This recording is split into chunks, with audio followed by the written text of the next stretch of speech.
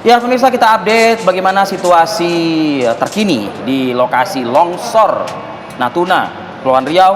Korban meninggal dunia kejadian longsor di wilayah Serasan Natuna, Kepulauan Riau ini diketahui menjadi 21 jiwa.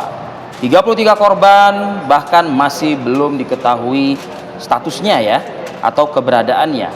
Hingga saat ini proses evakuasi terus dilakukan dengan menggunakan alat berat di lokasi. Menurut Bupati Natuna Wan Siswandi, ada 6 eskavator untuk membantu proses pencarian korban oleh tim evakuasi gabungan. Dan saat ini kabarnya bantuan yang diterima total 70 ton dari berbagai macam pihak. Dan bantuan nantinya akan dikirimkan langsung ke posko-posko pengungsian. Ya, ini ada posko PLBN Serasan, kemudian posko SMA 1 Serasan, dan juga posko Puskesmas Serasan.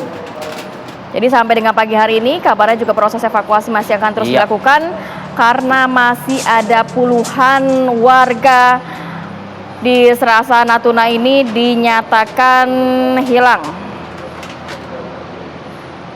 Pemirsa, kita simak yuk laporan langsung rekan kami Faris Noval dari lokasi bencana longsor di Natuna. Noval, selamat pagi. Ini udah hari kesekian ya Anda berada di lokasi. Apa mungkin perkembangan terbaru yang bisa kita sampaikan kepada pemirsa?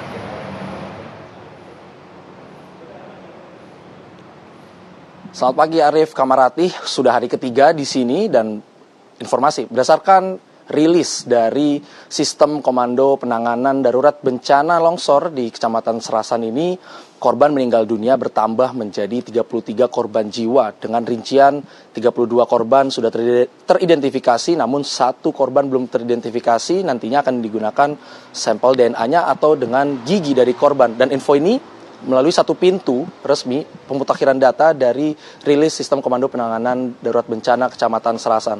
Untuk korban hilang, Arif dan Kamarati, menurun menjadi 21 korban dan ada 3 korban kritis yang sudah dibawa atau dirujuk ke Pontianak dan juga ke Ranai. Namun terdapat 1 korban meninggal dunia di tengah perjalanan saat sedang dirujuk ke Pontianak. Lalu untuk pencarian korban saat ini masih berlangsung. Dan menurut kabar yang kami dapat, pagi ini akan dimulai melihat cuaca saat ini cerah, tidak ada hujan sama sekali.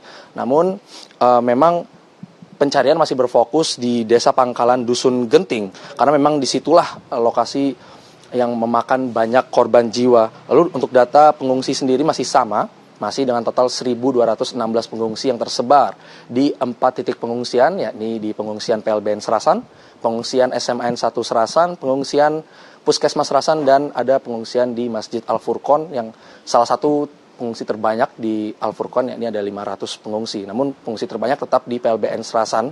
Lalu kemarin tepatnya 9 Maret, Kamis 9 Maret pukul 17 waktu Indonesia Barat di Lanut Raden Satjat Ranai, Kepala BMKG Dwi Korita mendatangi langsung lokasi longsor di Natuna ini dan mengadakan konferensi pers kepada rekan-rekan media. Lalu Dwi Korita mengatakan bahwa BMKG telah memperkirakan cuaca selama 3 hari ke depan di wilayah Serasan, bahwa Pulau Serasan nanti akan dituruni hujan namun dengan intensitas ringan sampai sedang, tidak ekstrim seperti hari-hari awal bencana ataupun dari sebelum bencana, karena memang dikabarkan sebelum bencana terjadi hujan selama 11 hari tidak berhenti dan dengan intensitas bukan tinggi lagi namun intensitas ekstrim.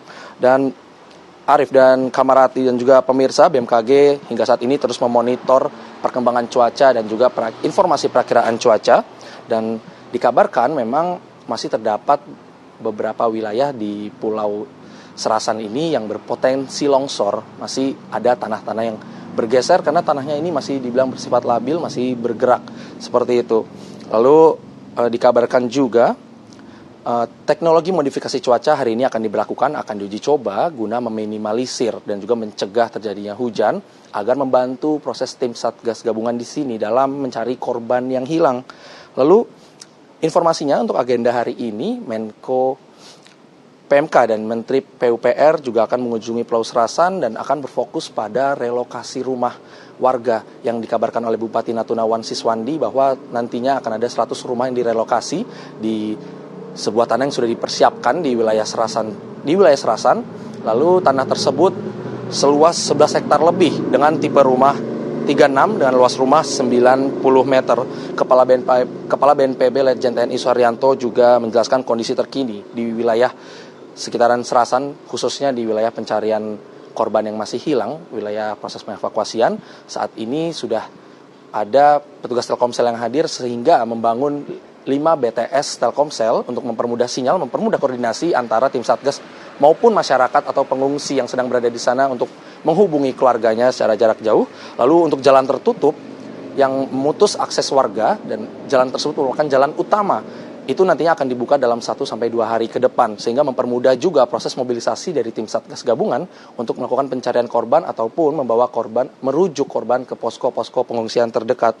Lalu bantuan juga sangat cukup di sini, dinyatakan juga oleh Bupati Riau Wan Siswandi, terdapat 70 ton hingga saat ini bantuan, baik itu dari stakeholder terkait seperti TNI, Polri, BNPB, Pemprov, Kepulauan Riau, dan masih banyak lagi.